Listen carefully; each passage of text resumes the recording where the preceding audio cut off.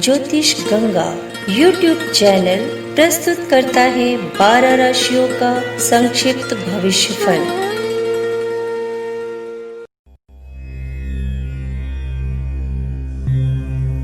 ज्योतिष Ganga YouTube channel पर मित्रों आपका स्वागत है। पिछले अंक में आपने जानकारी प्राप्त की वृश्चिक राशि में पैदा हुए व्यक्तियों के भविष्यफल की, उनके स्वभाव की। आज की इस कड़ी में वो आपको जानकारी देंगे धनु राशि में पैदा हुए व्यक्तियों के स्वभाव की, उनके गुण अवगुण की, उनकी आर्थिक स्थिति की, उनकी पारिवारिक स्थिति की, उनके स्वास्थ्य की, उनके स्वभाव की। मित्रों, धनु राशि देवगुरु बृहस्पति की राशि है और अगर आप हमारा सोलर सिस्टम देखते हैं, बृहस्पति सबसे बड़ा ग्रह है। साथ ही इनके बारे में कहा जाता है कि अगर ये ग्रह कुंडली में केंद्र में हो तो ये 100 तरह के दोषों को दूर कर देता है। आइए इस राशि के जातकों के बारे में जानकारी लेते हैं। इनकी गर्दन लंबी होती है, मोटापा लिए हुए इनका शरीर होता है, इनके कान बड़े होते हैं, ये साधु स्वभाव के होते हैं। साधु स्वभाव का अर्थ है ये सीधे होंगे, सज्जन होंगे, ये न्यायप्रिय होते हैं क्योंकि 2 ग्रह ऐसे हैं हमारे इस पूरे सिस्टम में जो न्याय का प्रतीक हैं, एक शनि और दूसरे बृहस्पति। ऐसे लोग समाज सेवा अधिक करते हैं, सेवा अधिक करते हैं, धर्म पे विश्वास होता है, धार्मिक कार्यों में अधिक इनकी रुचि होती है, कर्मकांड में इनकी रुचि होती है, मेडिटेशन में इनकी रुचि होती है, ईश्वर पे पूरी आस्था होती है, आस्तिक होते हैं ये। ऐसे व्यक्ति धनवान होते हैं, स्वाभिमानी होते हैं, कई भाषाओं का इनको ज्ञान होता है। ये बेवजह के आडंबर में, दिखावे में नहीं आते। इनका जीवन सीधा और सरल होता है। बहुत ज्यादा ये ऐश्वर्य युक्त जो जीवन होता है, ये ऐसा जीवन नहीं जीते, लेकिन इन्हें कमी भी किसी चीज की नहीं होती है। ये क्योंकि न्यायप्रिय होते हैं इसलिए इन्हें नीति का ज्ञान होता है। नीति अर्थात नैतिकता का ज्ञान होता है।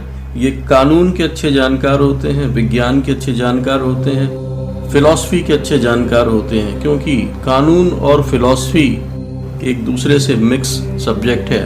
और इन्हें गुप्त विद्याओं का भी ज्ञान होता है। गुप्त विद्याएं जैसे तंत्र मंत्र है, मेडिटेशन है, सम्मोहन है, इसी तरह की और तमाम जो विद्याएं हैं इससे रिलेटेड उसका इनको ज्ञान होता है। इसके साथ ही ये साहित्य में भी अच्छी दखल रखते हैं, चाहे वो गद्य हो या काव्य हो। इनके पास लाइब्रेरी होगी, छोटी या बड़ी, ये कुछ न कुछ लिखते पढ़ते रहते हैं। ये जानकारी इकट्ठी खूब करते हैं। साथ ही ये संगीत में या ड्रामा में या और जो दूसरी ललित कलाएं हैं उसमें भी ये रुचि रखते हैं। और सिर्फ रुचि ही नहीं रखते हैं बल्कि उसमें पार्टिसिपेट भी करते हैं। ये अच्छे कलाकार भी हो सकते हैं। इनको आयुर्वेद का भी अच्छा ज्ञान हो सकता है। ये तर्क शास्त्र के अच्छे जानकार होते हैं। तार्किक बुद्धि होती है, हर चीज को तर्क की कसौटी पर कसते हैं। वो इसलिए क्योंकि इनका बेस न्याय है। ये व्यक्ति न्याय के आगे देवता की भी नहीं सुनेंगे, अपने माँ बाप की भी नहीं सुनेंगे, सत्ता की भी नहीं सुनेंगे। अगर इनको लगता है कि कोई व्यक्ति अन्याय का पक्ष ले रहा है या सच के साथ नहीं है तो ये सबसे लड़ जाएंगे न्याय के लिए। और ऐसे व्यक्ति जो कि न्याय के लिए लड़ते हैं प्रसिद्ध होते हैं अपने सर्किल में, अपने समाज में, सोसाइटी में, अपने कार्य क्षेत्र में। ऐसे व्यक्ति अलग ही खड़े होंगे। भले ही लोग इनको किसी भी नजरिए से देखें, लेकिन ये सम्मानित होंगे क्योंकि ये भ्रष्ट भी नहीं होते।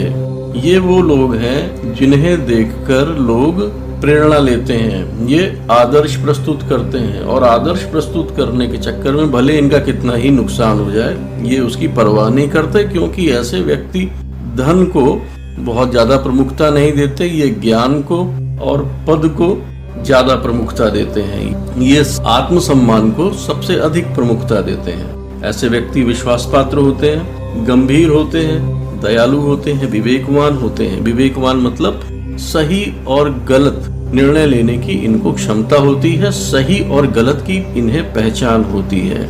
ये सदाचारी होते हैं। सदाचारी का अर्थ है कि इनका जो आचरण है वो सत्य पे आधारित होता है। जो इन्हें सत्य लगता है, सही लगता है, ये उसी तरीके का आचरण करते हैं। ये कुलभूषण होते हैं। कुलभूषण का अर्थ है कि अपने कुल के, अपने परिवार के भूषण होते हैं, यानी आभूषण होते हैं।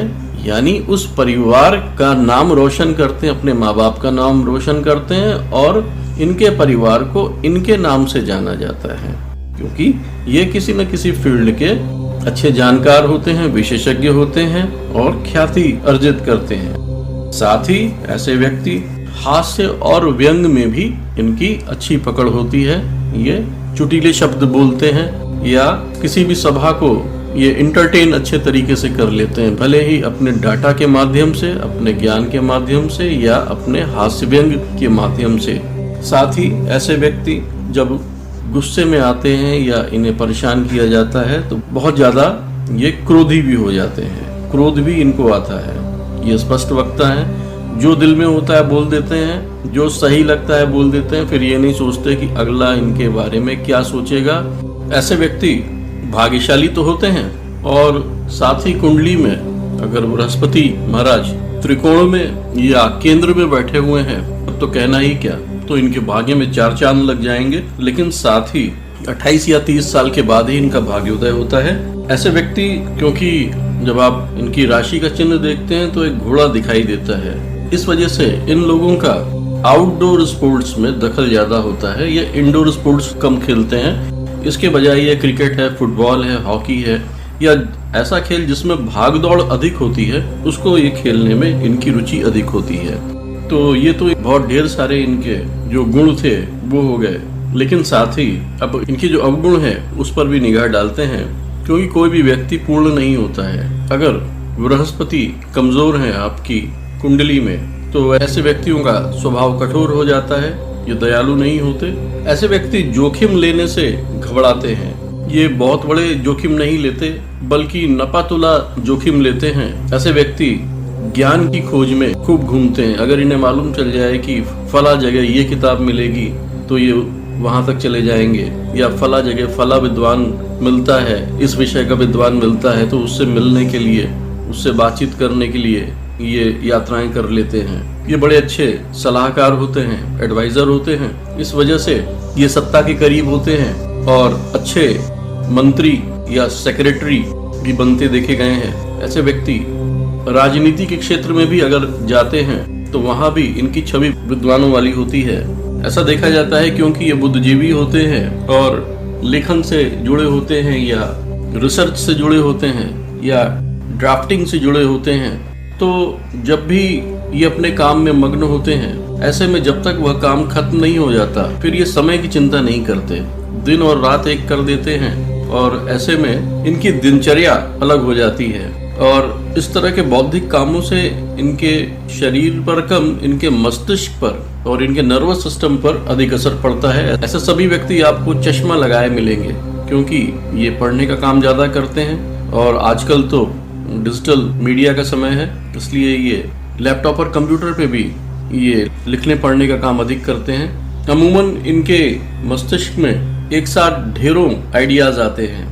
इस राशि में पैदा हुई महिलाएं पुरुषों से ज्यादा ही उदार होती हैं और अपने परिवार और अपने बच्चों की सफलता के लिए काफी मेहनत करती हैं और किसी भी तरह के त्याग के लिए तैयार रहती हैं। घर परिवार से उन्हें बहुत लगाव होता है और ऐसी महिलाएं अपने घर की बैकबोन होती हैं। यदि ऐसे व्यक्तियों के स्वास्थ्य की बात करें तो ऐसे व्यक्ति अपने शरीर से या दिमाग से सीमा से अधिक काम लेते हैं और इस वजह से इन्हें नर्वस सिस्टम की दिक्कत हो सकती है। सिर में या आंखों में दर्द बना रहता है। साथ ही इन्हें फैटी लीवर या इंडाइजेशन की दिक्कत आ सकती है, क्योंकि इनका शरीर मोटापा लिए होता है, इसलिए इन्हें ब्लड प्रेशर और डायबिटीज की भी दिक्कत आ सकती है। इन्हें प्रातःकाल घूमना फिरना चाहिए, खुली हवा में सांस लेना चाहिए, व्यायाम और योग करना चाहिए। ऐसे व्यक्तियों की एक खासियत और होती है कि इन्हें इंट्यूशंस होते हैं, इन्हें पूर्वाभास होते हैं। ये भविष्य में घटने वाली घटनाओं के बारे में अनुमान लगा लेते हैं और साथ ही ये सामने आने वाले व्यक्ति को अच्छी तरीके से ऑब्जर्व करते हैं और उसके स्वभाव, चरित्र और किस वजह से उनके सामने आया है उसको समझने का प्रयास करते हैं। अगर इनके आर्थिक पक्ष की बात की जाए तो धन के मामले में ये भाग्यशाली होते हैं, बौद्धिक काम करते हैं, इस वजह से धन की कमी इन्हें नहीं होती है। कहीं न कहीं से धन इनके पास आता ही रहता है।